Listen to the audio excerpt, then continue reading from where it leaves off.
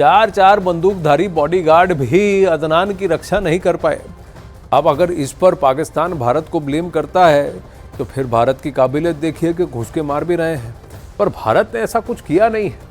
ऐसा है कि उनके अंदर ही, जैसा ओपी बता रहे थे, कि ये सारे आतंकी अब धीरे धीरे सफेद हाथी हो गए हैं। उनका मेंटेनेंस का खर्चा कंगालिया पाकिस्तान एस्टैब्लिशमेंट कैसे उठाए। वहीं हिंदुस्तान के दुश्मन पाकिस्तान में बेमौत मर रहे हैं। भारत में आतंकवाद फैलाने के मंसूबे पालने वाले आतंकवादी अब पाकिस्तान के अंदर भी दहशत में हैं। अब तक पाकिस्तान की सड़कों पर आतंकवादियों की हत्याएं हो रही थी, लेकिन अब पाकिस्तान के जेल भी उनके लिए महफूज नहीं बचे हैं। एक दिन पहले 26/11 हमले के साजिश करता साजिश मीर को पाकिस्तान में जहर दे दिया। वो फिलहाल वेंटिलेटर पर है।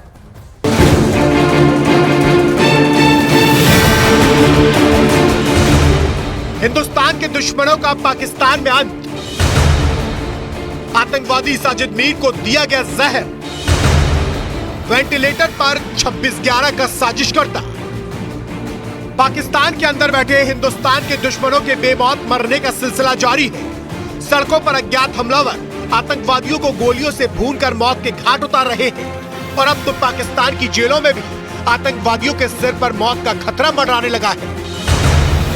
पाकिस्तान की जेल में आतंकवादी साजिद मीर को जहर देकर मारने की कोशिश की गई। आतंकवादी साजिद मीर पाकिस्तान की डेरा गाजी खां जेल में बेहोशी की हालत में मिला, जिसके बाद वहां हड़कंप मच गया।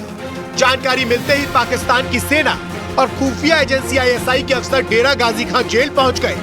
आनन फानन में आतंकी साजिद मीर को पाकिस्तानी सेना के हेलीकॉप्टर से बहावलपुर के सेना अस्पताल पहुंचाया गया। खबरों के मुताबिक साजिद मीर को जेल के अंदर खाने में जहर मिलाकर देने का शक है, क्योंकि मुंबई में 26/11 जैसे हमले की साजिश रचने वालों में से एक साजिद मीर को कुछ दिन पहले ही पाकिस्तान की लाहौर की जेल से डेरा गाजी खां जेल में शिफ्ट किया गया था। और जानकारी के मुताबिक जेल में साजिद मीर के रहने और खाने के लिए अलग से इंतजाम खुद ISI ने करवाया था।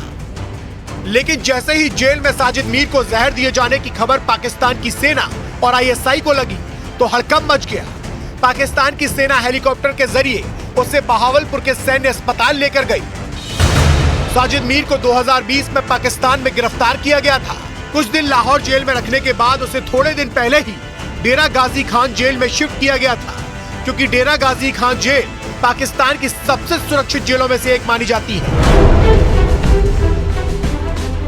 लेकिन तमाम इंतजाम के बाद भी भारत के दुश्मन को किसी ने जहर दे दिया, जिसके बाद पाकिस्तान की सेना और खुफिया एजेंसी ISI की सांसें अटक गई। मुंबई में 26/11 हमले के बाद भारत ने साजिद मीर को मोस्ट वांटेड आतंकी घोषित किया था, क्योंकि मुंबई में 26/11 के हमले के दौरान उसकी महत्वपूर्ण भूमिका थी।